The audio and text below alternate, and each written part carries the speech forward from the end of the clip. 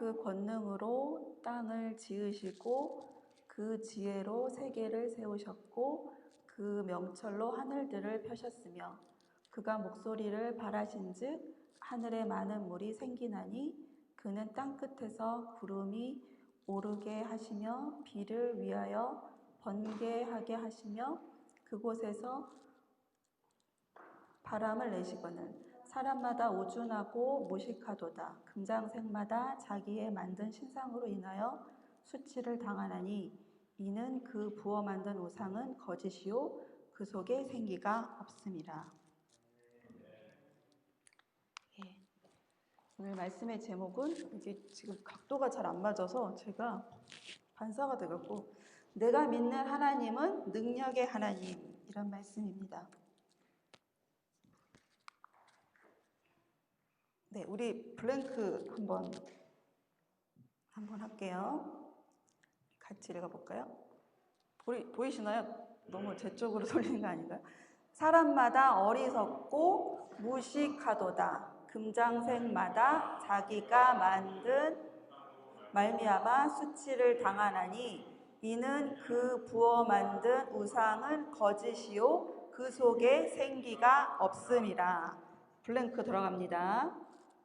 블랭크 4개고요. 쉬워요. 오늘 되게 쉬워요. 기현 집사님 목소리 너무 커요.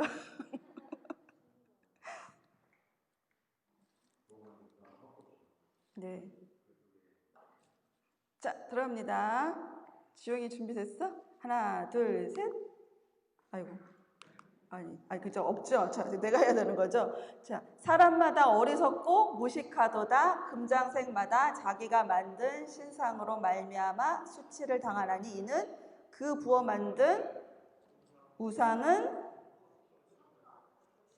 거짓이요 그 속에 생기가 있음이라 없음이라. 네, 그 부어 만든 우상은 거짓이요 그 속에 생기가 없음이라. 우상은 거짓이고 무엇이 없어요? 생명이 없다는 말씀입니다. 예레미야가 외칩니다. 뭐라고 외칠까요? 이스라엘은 망한다. 누구에게? 바벨론에게 망한다. 근데 이스라엘, 유다뿐 아니라 또 다른 주변에 있는 나라들에게도 외칩니다. 뭐라고 외치냐면 이스라엘 주변 나라들도 망한다. 누구에게? 바벨론에게 망한다. 결론이 돼버렸네.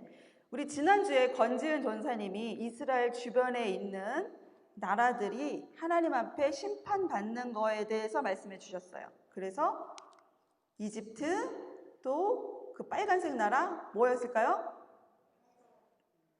빨간색. 그래. 근데 여기 나라의 빨간색. 블레셋, 그 다음에 모압, 그 다음에 그 위에 암몬, 그리고 우리 지난주에 붉은색 나라 에돔. 잘 기억하네 우리 태호가. 에돔이 심판받을 거에 대해서 우리 지난주에 배웠어요. 그런데 예레미야에 보니까 이 나라들 외에 또 하나님의 심판을 받는 나라들이 나와요. 자, 여기 지도에 보면 다메섹, 우리 그 가나안 땅 위에 있는 다메섹도 하나님의 심판을 받을 거다라고 나와 있고요. 그 다음에 게달과 하솔, 이곳은 아라비아에 있는 나라예요. 아라비아에 있는 게달과 하솔도 하나님의 심판을 받을 거다. 그리고 바벨론 보여요? 바벨론? 그 게달과 하솔 옆에 있는 바벨론. 그 옆에 엘람이라는 나라가 있는데 그 나라도 심판을 받을 거다라는 거예요. 그러면 이스라엘 주변에 있던 이 많은 나라들이 하나님의 심판으로 망했는데 어떤 나라에게 망했을까요? 아까 제가 얘기를 해버렸어요. 처음에. 죄송해요. 바벨론이 다 이 나라들을 차지하게 돼요. 그래서 바벨론이 이렇게 차지한 땅이 이렇게 많이 되는 겁니다. 우리 이렇게 핑크색으로 다 있는 곳이 바벨론이 차지했던 나라예요. 그러면 이 예레미야가 하나님의 심판으로 나라들이 망할 거다.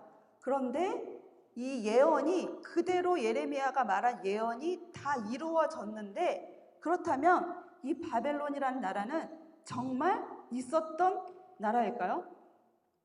아니면 성경에만 나오는 나라일까요? 어떨 것 같아요?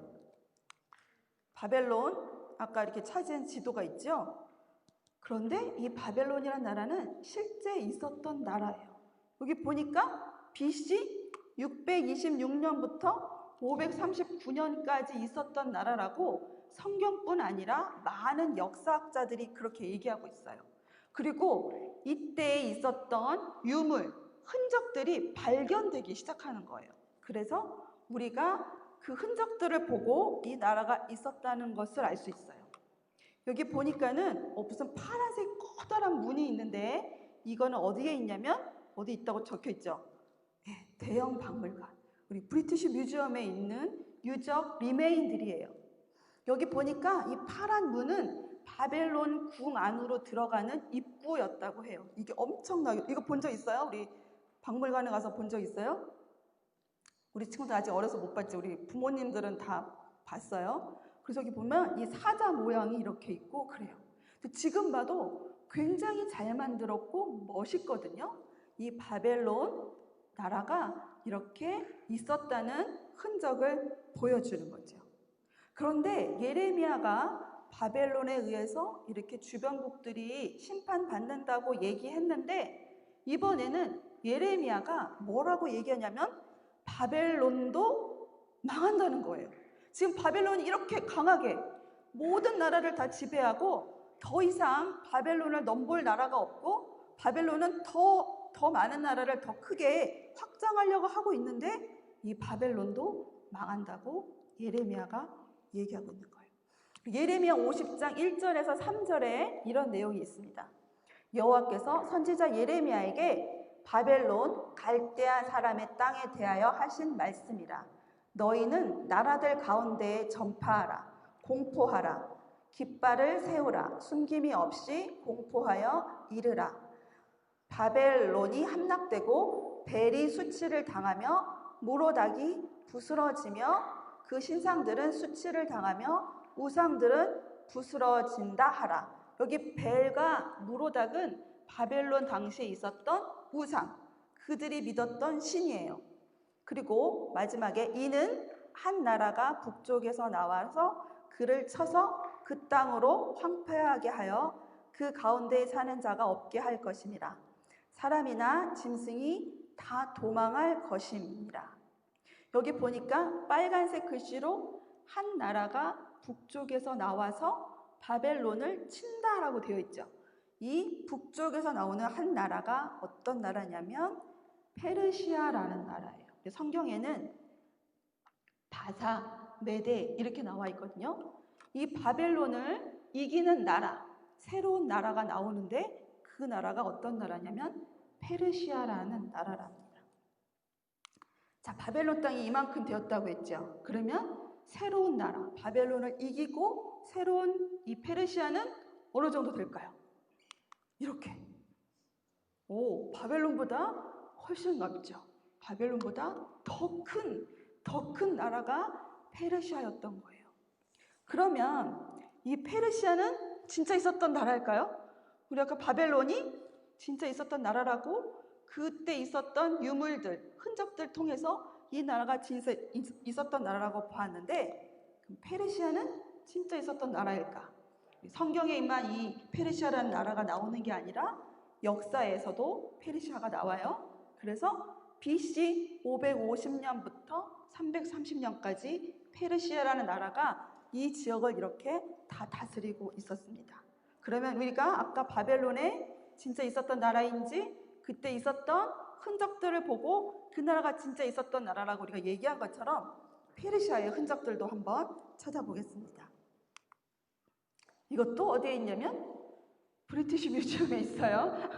대단한 박물관입니다. 여기 보니까 맨 위에 있는 실린더 모양으로 생긴 저 돌, 저게 뭐냐면 굉장히 중요한 건데, 우리 예레미야가 얘기했어요. 이스라엘 남유다가 바벨론에게 포로로 잡혀가서 몇 년 만에 다시 돌아올 것이다. 맞추는 친구. 몇 년 만에. 저리 라이지. 몇 년? 70년 만에 돌아올 거라고 예언했잖아요. 그런데 그 예언이 이루어지는 기록이 저 돌에 적혀 있습니다.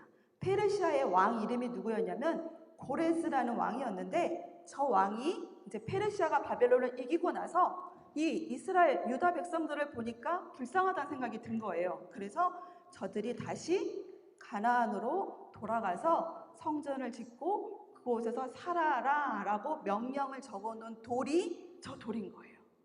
저게 적혀 있어요. 그대로 적혀 있어요. 그리고 두 번째 그림은 뭐냐면 페르시아에게 다른 나라들이 조공, 세금, 돈을 이렇게 드리는 그림입니다.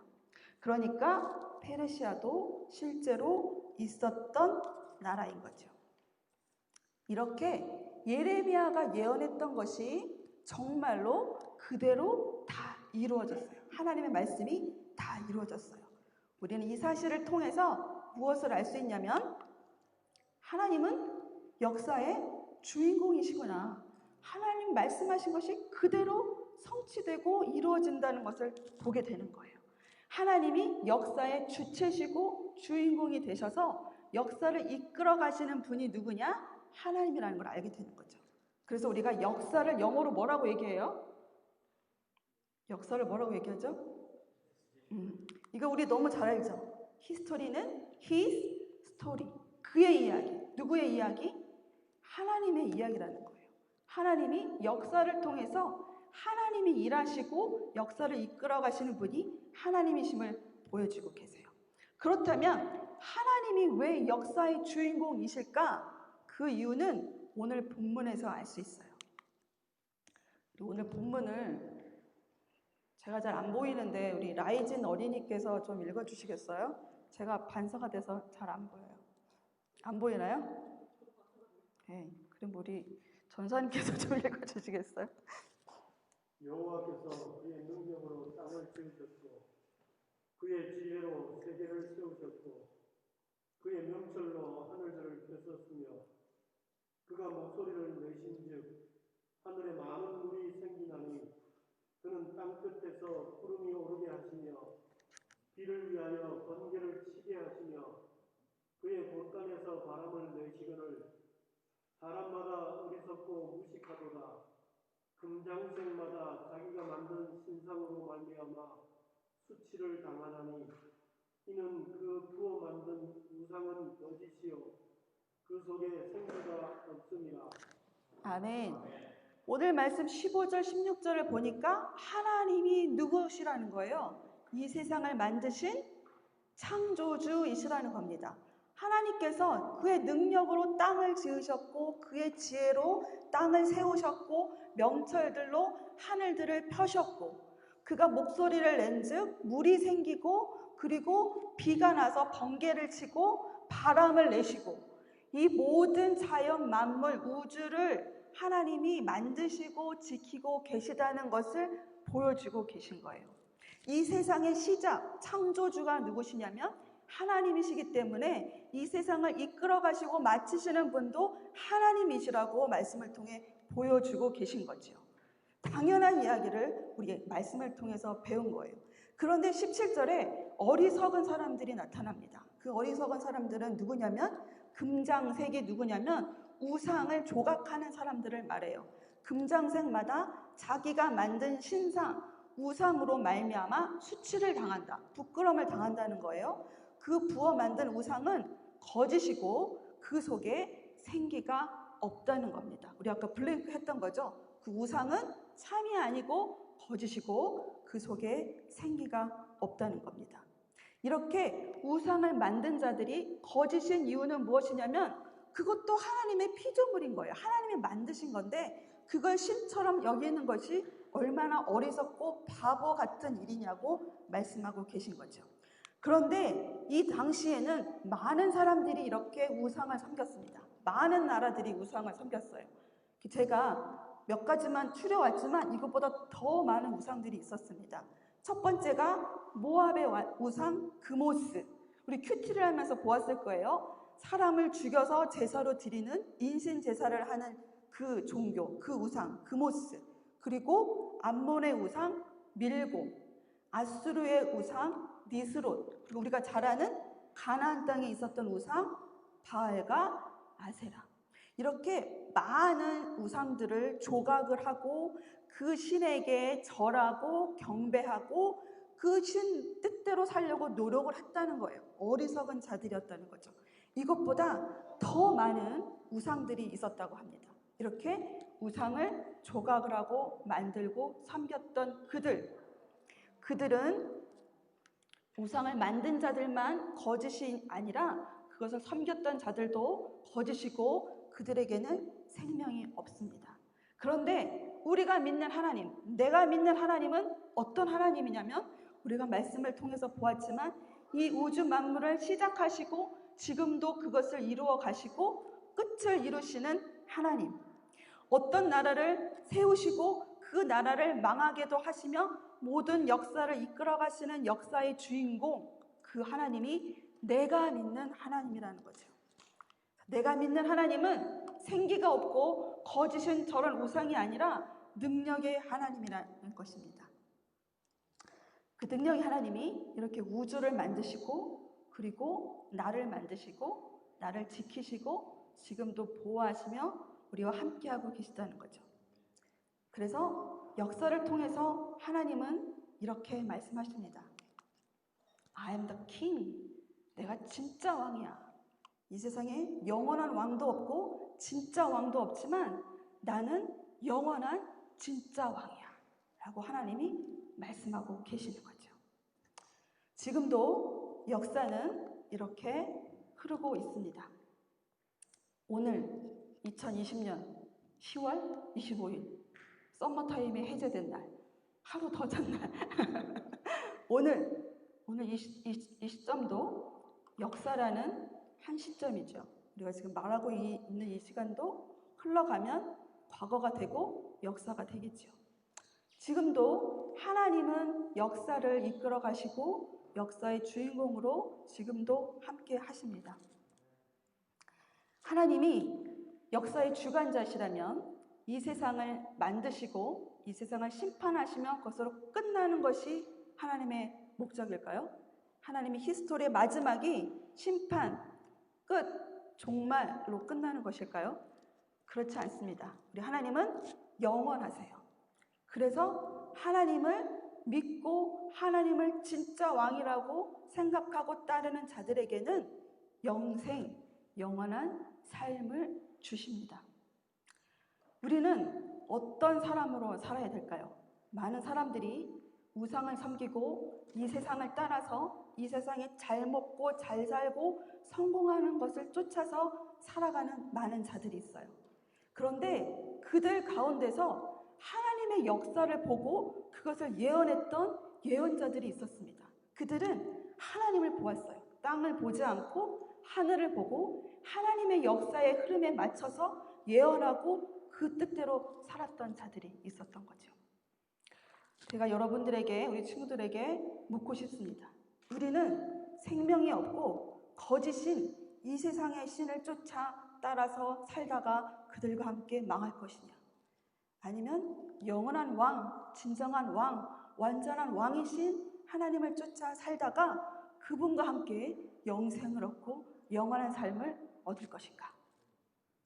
함께 기도하겠습니다. 하나님 감사합니다. 하나님의 말씀을 통해서 하나님이 이 세상을 시작하시고 마치시는 분인 역사의 주인공이심을 배웠습니다. 하나님 지금도 일하고 계시고 지금도 우리와 함께 하시며 역사를 이끌어 가고 계십니다. 하나님 아버지, 우리는 그 역사의 한 시점 안에 우리가 살고 있습니다. 그런데 우리는 여전히 어리석고 둔하여서 하나님의 뜻과 하나님의 계획을 바라보지 못하고 땅만 바라보고 이 세상의 것들을 취하며 그들과 함께 망하는 어리석은 자들인지도 모릅니다.